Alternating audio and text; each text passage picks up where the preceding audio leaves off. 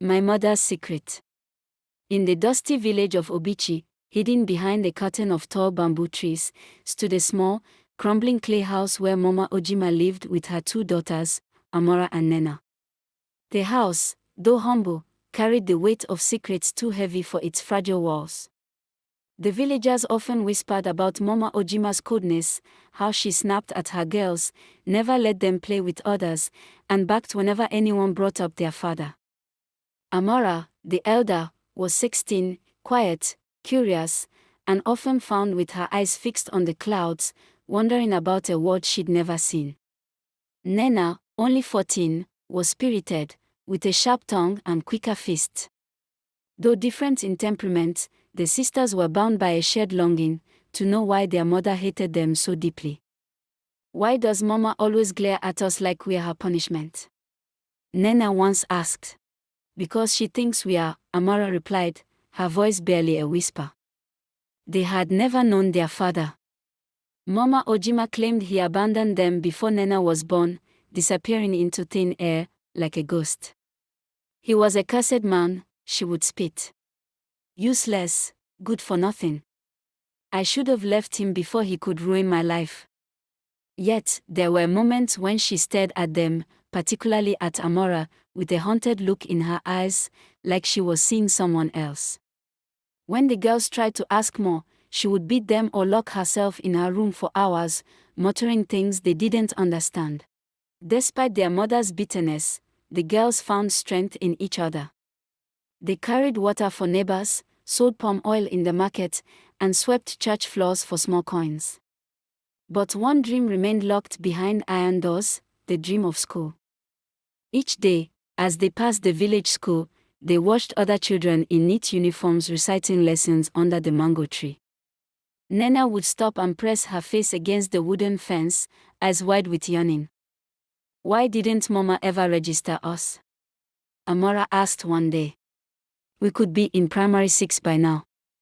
She said school is for fools who want to waste time, Nena muttered bitterly.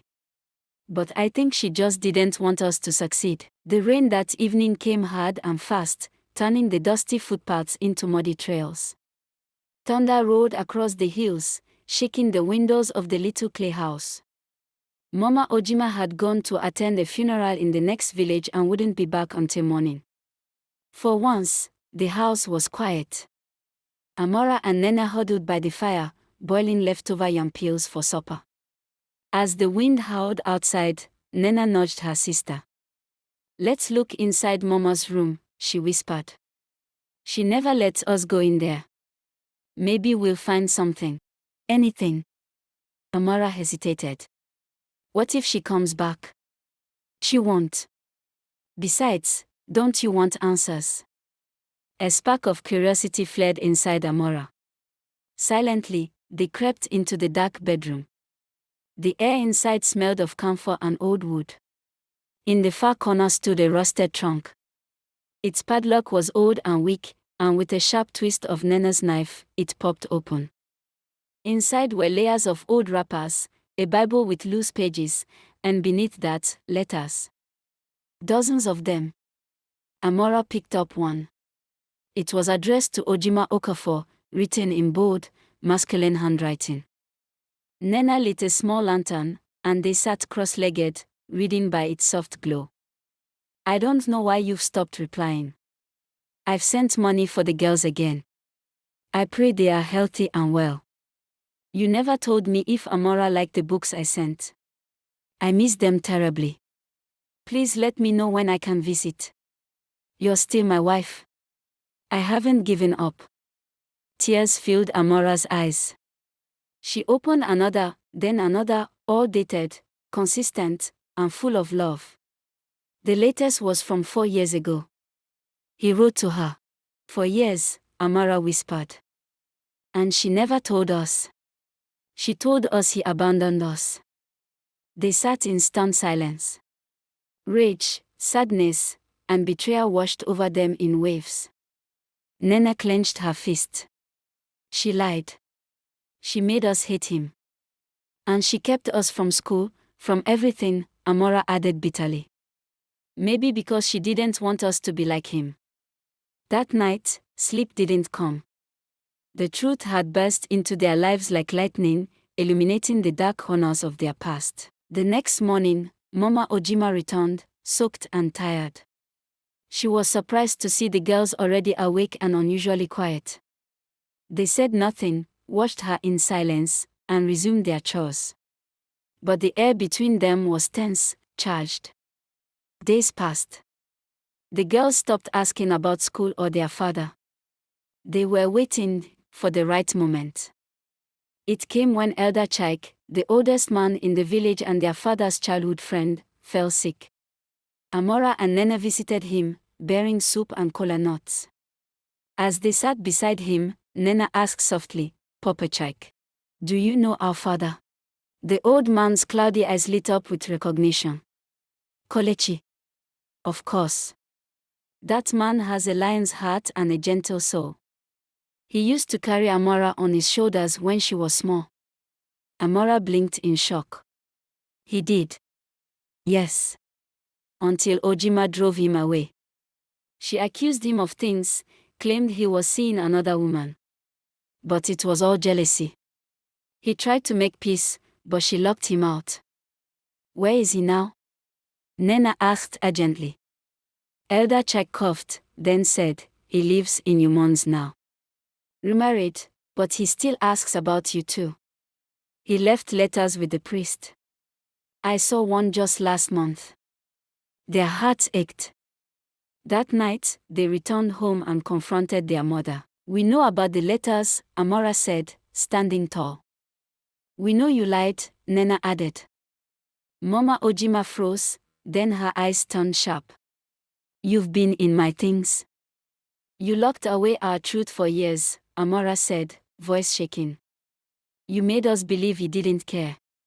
"Why?" Mama Ojima's eyes filled with tears, but her voice was cold. "Because he left me. He chose another life." "But not us," Nena snapped. "He tried. You denied us school, his love, everything."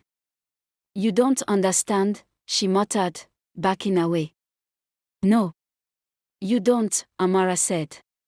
"We are leaving." The next morning, before sunrise, Amora and Nena packed their few belongings into sacks. They left a note on the doorstep, walked to the main road, and waited for the first lorry heading toward Umons. It was a rough journey, hours on a dusty, noisy vehicle crammed with goods and strangers. But their hearts were steady. In Umons, they asked for directions to St. Joseph's Catholic Church, the place Elder Chaik had mentioned. The priest, Father Madu, recognized their names immediately. "Your father left this for you," he said, handing them a sealed envelope. With trembling hands, Amora opened it. "I don't know if you ever read this. I don't know what lies your mother told you, but I have never stopped loving you. I've kept your school fees with Father Madu, just in case. If you choose to find me, I live on East Lane. My arms will always be open." They walked to East Lane, heartbeats loud in their ears. He lived in a small house with a garden full of mango trees. A man in his early 50s opened the gate, grey at the temples but strong and warm. He froze when he saw them. "Amora.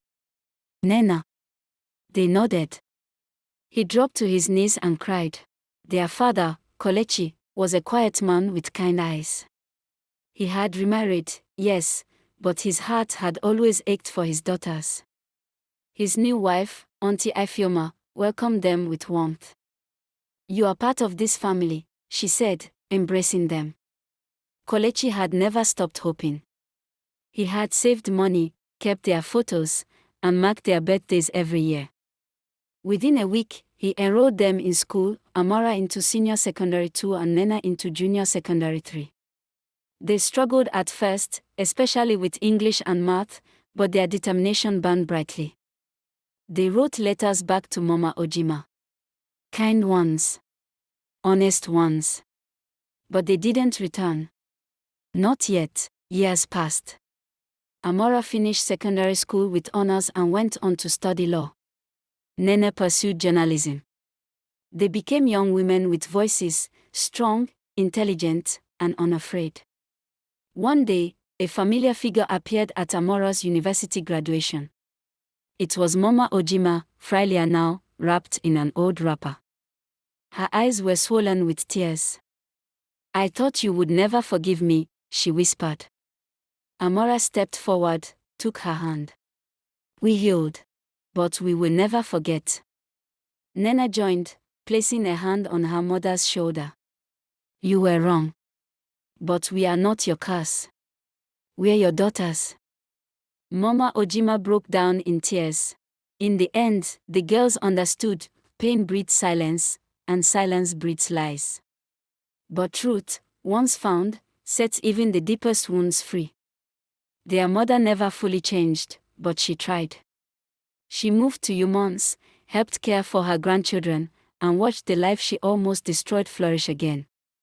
And Amora and Nena, born of bitterness, raised in silence, became symbols of strength in the village, reminding everyone that courage isn't just about fighting back. It's about finding the truth and choosing to live by it. The end. Thank you.